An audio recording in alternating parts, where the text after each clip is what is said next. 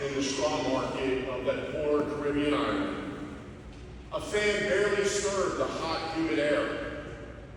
She sat there, barefoot, in a simple cloth dress and head covering, which provided a stark contrast to her dark skin. With fervor, she worked the straw pieces together with her fingers. She was creating straw baskets to serve. She was likely younger than she appeared, but her worn, jagged fingers gave the impression of a much older woman. Sweat beading on her forehead, the straw baskets, the work of her hands, lay on a table before her, priced at $7 to $25. Then a woman walked into the straw market and approached the table. She wore an elegant hat, likely purchased from a high-end boutique back home. A floral print dress flowed over her lightly tanned body. The sandals on her feet matched perfectly with the hat on her head. Her hands were beautifully manicured. She was interested in buying several of the baskets priced at $12 each, fully aware that her wealth placed her in a position of power and authority over the woman behind the table. She offered $3 each. The weaver countered with 9 and then 5. The woman in the expensive hat and the flowery dress responded, "I will pay you $3 each." Silence. She prepared to walk away. Desperate, the woman behind the table acquiesced. The market had been set at $3. Now, proud of her bargaining skills, the woman collected her straw baskets. I wondered if she realized that the only thing she accomplished that day was to diminish the value of that poor woman behind the table. In today's first reading, Amos calls out the immoral practice of those who take advantage of the most vulnerable people. Wealth, power, and authority are not in and of themselves evil. However, how we choose to use them can lead us into sin. The readings for today serve as a reminder that our actions matter. They have consequences. However, so does our inaction. To this day, I regret standing there quietly while this interaction between the two women took place.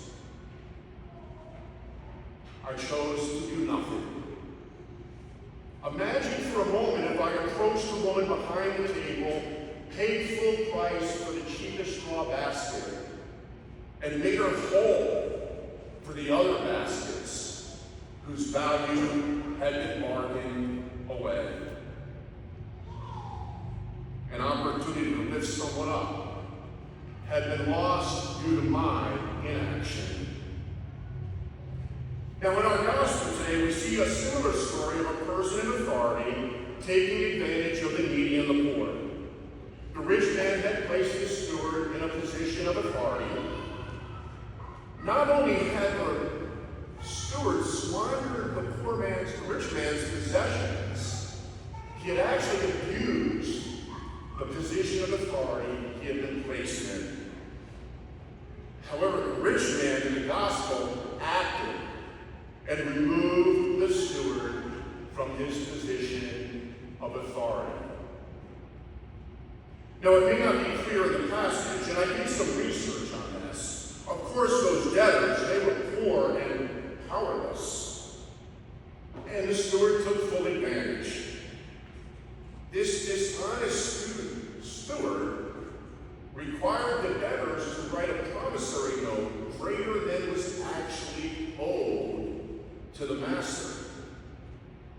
Why? Upon collection, there would be a nice commission for himself. Removed from this position of power and authority, the steward now realizes he's powerless and poor. Now, it appears on the surface that the steward is cheating the master out of what the master is owed. He's not stealing from the master. What he is doing is just. He's eliminating his commission. The mighty one has been humbled. And that humility is causing him to right a wrong, to make a reparation. Now, it begins by trying to curry favor. But in my heart, it tells me this may be the first step in the conversion of heart for this dishonored steward. Today, through these readings, perhaps Jesus is calling us to a conversion of hearts. Brothers and sisters, our actions matter. They have consequences. So do our inaction. In next Sunday's Gospel, we will invite you to weigh the magnitude and consequences of our inaction. We'll hear the story of the rich man dressed in purple robes and linen, dining sumptuously at his table. His sin was not his wealth. His sin was ignoring Lazarus, the poor man covered with sores, right outside his door. Today we are implored by Jesus to examine our actions. How do we utilize our positions of wealth, power, and authority? Do we utilize it to lift people up? To enhance your God-given human dignity? Or do we abuse it and dehumanize the weak and the powerless? Our actions matter. They have consequences. This parish acts, and it inspires me. We act through our Lenten Giving Project. We act through St. Vincent de Paul. We act through our various ministries in the parish. We act through Harvest Sunday, transitional housing, Share Christmas. Opportunities abound to convert our inaction into action. Today's bulletin, Narthex board, the electronic board, and our monthly upcoming events at St. Elizabeth Seton describe opportunities for many of those things that I just mentioned. Opportunities to act for the benefit of others exist.